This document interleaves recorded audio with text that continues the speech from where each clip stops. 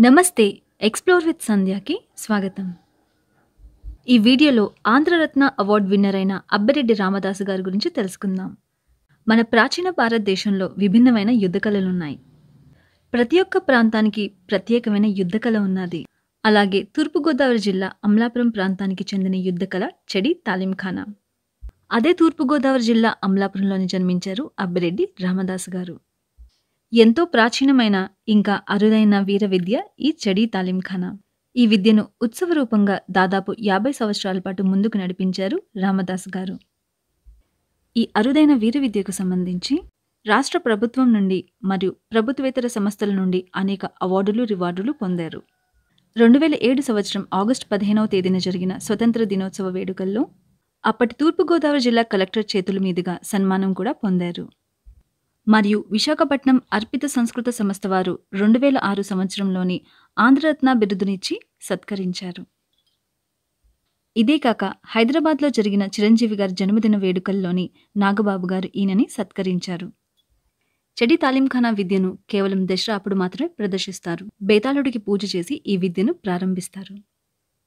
ఒక మనిషి పొట్టపైన కాయగూరలు లేదా కొబ్బరికాయని పెట్టి కత్తిని తిప్పుతూ దాన్ని ఒక్క దెబ్బలో 2 ముక్కల కింద చేస్తారు.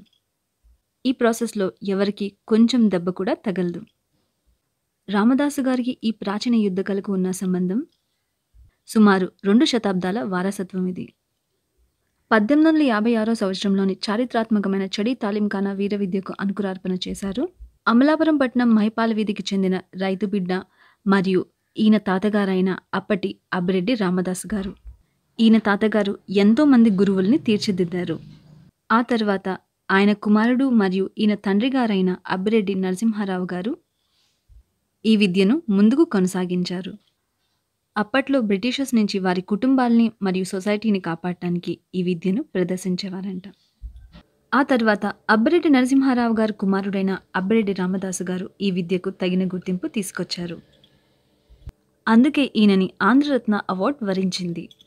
ఈయన తర్వాత ఈయన కుమారుడైన అబ్బిరెడ్డి దుర్గా మల్లేశ్వర స్వామి గారు విదేశాల్లో ఉన్నప్పటికీ ఈయన తండ్రి వారసత్వాన్ని కొనసాగిస్తున్నారు. ఒకప్పుడు జీవితం అంటే పోరాటం కింద ఉండేది. అప్పుడు యుద్ధ కళ చాలా అవసరం. ఇప్పుడు కాలం మారిపోయింది. యుద్ధ కళ పోరాటానికి కాకుండా మన లైఫ్ని ఎలా బ్యాలెన్స్డ్గా, డిసిప్లిన్గా, పట్టుదలతో ముందుకు ఎలా తీసుకుని వెళ్ళాలి, ఇంకా ఎదుటివారికి దెబ్బ తగలకుండా మన బలాన్ని ఎలా ప్రదర్శించాలి అన్నది నేర్పిస్తున్నారు. కాలానికి తగినట్టు ఈ కళను వీరు కాపాడుతూ వస్తున్నారు. వీరు చేసే ఈ మంచి పనిని తప్పకుండా అభినందించాలి. నమస్కారం.